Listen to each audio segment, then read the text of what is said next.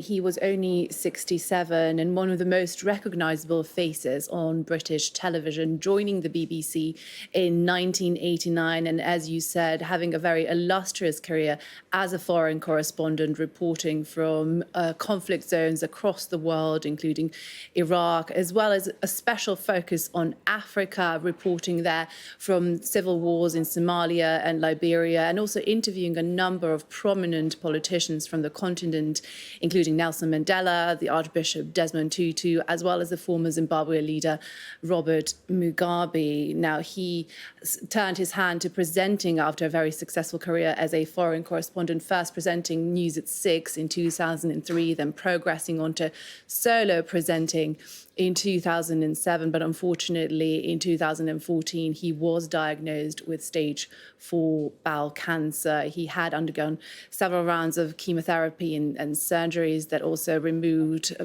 pretty much the whole of his liver, but it was announced in 2022 that his cancer had spread. And I'm going to read you a little bit of the statement that his agent posted today, Mary Green, and she told the PA News Agency, "I'm so terribly sorry to inform you that George Alagiah died peacefully today, surrounded by his family and loved ones. George fought until the bitter end, but sadly that battle ended earlier today. George was deeply loved by everybody who knew him, whether it was a friend, a colleague, or a member of the public.